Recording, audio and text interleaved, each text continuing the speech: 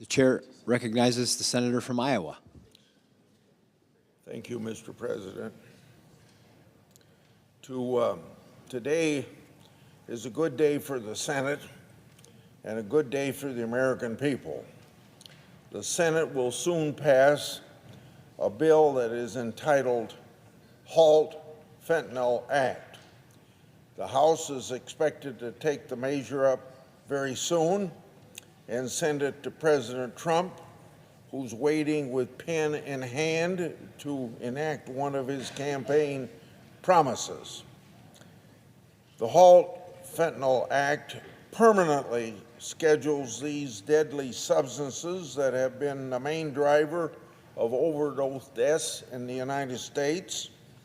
No longer does the Drug Enforcement Agency need to play this game of whack-a-mole every time a cartel develops a new fentanyl knockoff. In other words, today a fentanyl knockoff might be illegal, and then change the chemical makeup of it and it becomes legal. It's a nightmare for law enforcement. So no longer will Congress be kicking the can down the road with temporary extensions, and we've had many extensions over the last several years to keep fentanyl scheduled and its analog scheduled in one. It also revises policies to research Schedule I substances. These are changes the research community has welcomed. Drug overdoses in the United States has exploded to the highest levels we've ever seen. And of course, this is thanks to fentanyl and fentanyl knockoffs. Drug Enforcement Agency has called fentanyl and its knockoffs, quote, the deadliest drug threat the United States has ever faced, end of quote. Since 2016, I've been raising the alarm on deadly synthetic drugs like fentanyl. As chairman of the Senate Judiciary Committee, I held a hearing on these substances and the need to stay ahead of these peddlers of this poison.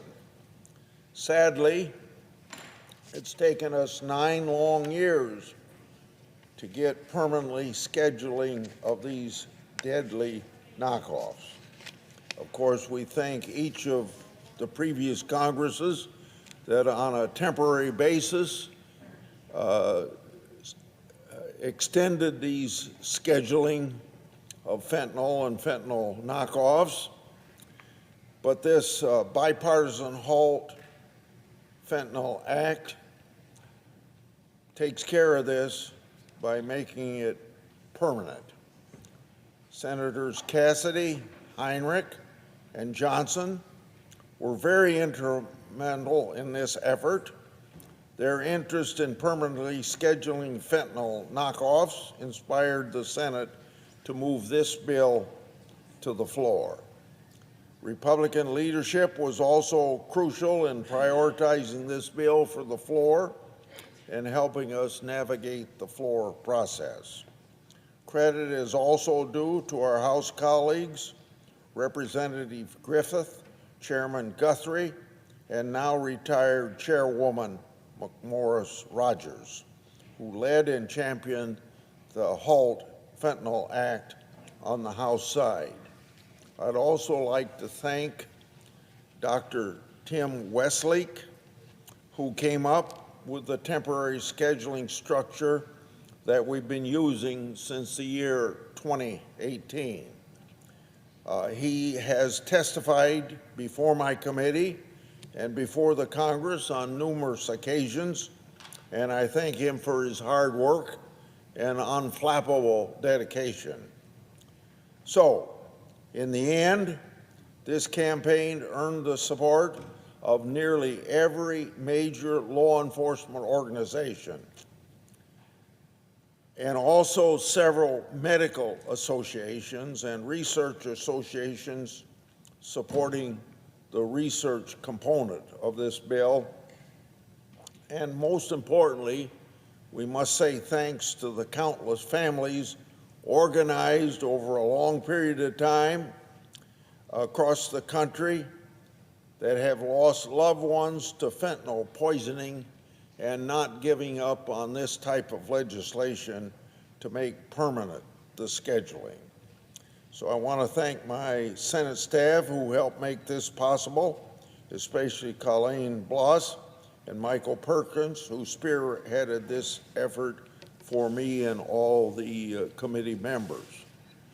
Together, we've taken steps to open the doors of research to permanently schedule the deadliest substance the United States has ever faced, and to send a clear message that Congress is willing and ready to act.